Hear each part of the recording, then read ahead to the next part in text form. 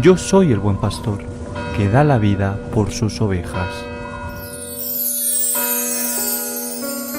El Señor esté con vosotros. Y con tu espíritu. Lectura del Santo Evangelio según San Lucas. Gloria a ti, Señor.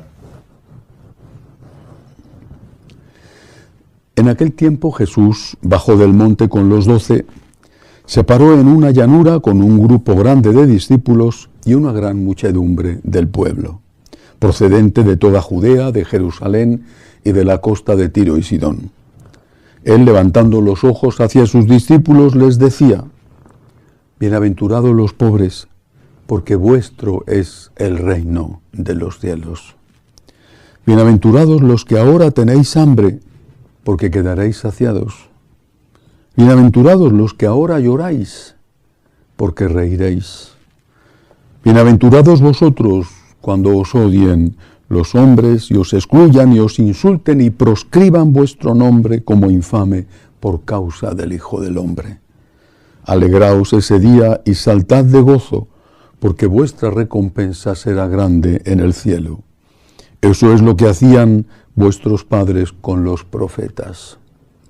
Pero ay de vosotros, los ricos, porque ya habéis recibido vuestro consuelo. Ay de vosotros los que estáis saciados, porque tendréis hambre. Ay de los que ahora reís, porque haréis duelo y lloraréis. Ay si todo el mundo habla bien de vosotros. Eso es lo que vuestros padres hacían con los falsos profetas. Palabra del Señor. Gloria a ti, Señor Jesús. Acabo de leer el texto de las bienaventuranzas según el relato que hace el evangelista San Lucas. Primer detalle a tener en cuenta. El Señor está hablando a los que tienen delante. Eran, dice, una gran muchedumbre del pueblo, pero se dirige a los discípulos. De esa gran muchedumbre había unos cuantos, ciertamente en ese momento muchos, que eran seguidores suyos. Otros eran curiosos o habían acudido en busca de milagros. Dice discípulos, no dice apóstoles, que era un grupo aún más reducido, los 12. Dice discípulos, sus seguidores. No dice, en el futuro vais a tener esto. Lo habla con ellos como ya teniéndolo, porque ya están sufriendo. Así les dice, levantando los ojos hacia sus discípulos, les decía: bienaventurados los pobres, porque vuestro es el reino de los cielos. A ellos se lo está diciendo porque ellos son pobres. ¿Y por qué son pobres los discípulos? ¿Por qué? Sabemos que al menos entre los apóstoles había uno que había sido rico, ladrón, pero rico. Rico porque había sido ladrón, San Mateo. Pero se ha hecho pobre. Lo ha dejado todo para seguir a Jesús. Y muchos ayudaban al Señor con sus bienes. Sabemos de un caso, Juana, mujer de Cusa, superintendente, es decir, administrador de Herodes, y lo dice el Evangelio, que ella y otras mujeres ayudaban a Jesús con sus bienes. Por lo tanto, se habían hecho pobres. ¿Y por qué se habían hecho pobres? ¿Por un mal negocio? ¿Por pereza, por no querer trabajar? Se habían hecho pobres porque habían puesto en común al servicio de la evangelización de Cristo, al servicio de la gente necesitada, lo que ellos tenían, los 7 panes que ofrecen al Señor para que Él haga el milagro de la multiplicación de los panes y los peces. Por eso advierte: ay de vosotros los ricos, porque ya habéis recibido vuestro consuelo. ¿Dónde está la diferencia entre rico y pobre? Rico es el que tiene, y pobre es el que no tiene. Bueno, pero rico es el que no comparte, porque en la medida en que compartes, estás empobreciéndote. No tienes por qué llegar a la miseria para ser pobre, Lo que sí que tienes que llegar es a la caridad, a la generosidad. El rico es el que no comparte. El pobre es el que se ha empobrecido porque ha compartido. Ay de vosotros los que no ayudáis a los demás. Insisto, porque esa es la enseñanza de la Iglesia y San Pablo lo dice explícitamente cuando está pidiendo dinero para ayudar a los pobres de Jerusalén como le habían encargado.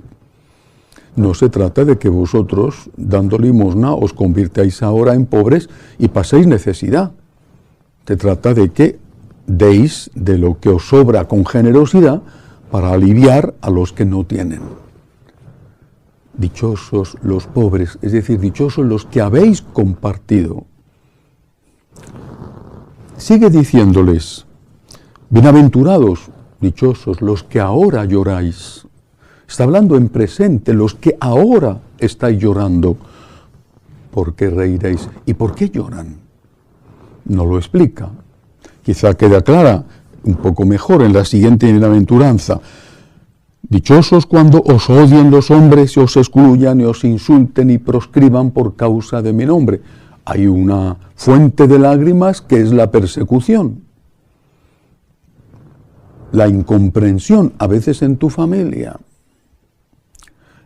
También hay una fuente de lágrimas que procede de la enfermedad o de la penuria económica o de una persecución política y no necesariamente religiosa. El Señor no especifica, pero si tú unes tu sufrimiento al de Cristo, eres dichoso. ¿Por qué? Porque se va el sufrimiento. Ciertamente el sufrimiento se alivia siempre, pero muchas veces casi nunca se va. Pero ese sufrimiento que permanece, la parte que permanece, se compensa con la unión con Cristo. Cuando yo tenía 17 años, antes de entrar al seminario, tuve que pasar un verano en una casa muy bonita que habían comprado mis padres junto a un río. Allí tenía que estar sin posibilidad de ir a misa porque no sabía conducir, no tenía carnet y el pueblo estaba a varios kilómetros de distancia. Como no se me pasó por la cabeza ni un solo momento que podía pasar un día sin recibir al Señor, me levantaba tempranísimo e iba andando por la orilla del río varios kilómetros de ida y de vuelta para poder llegar a tiempo a la Santa Misa, que era temprano en la mañana en ese pueblo, poder comulgar.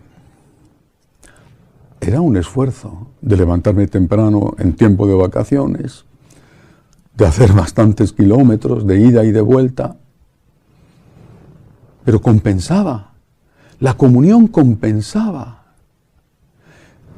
Cuando tú amas al Señor, la comunión con Él, la comunión, y no solo la comunión eucarística, sino la unión con Él, también a través del sufrimiento, te compensa el propio sufrimiento.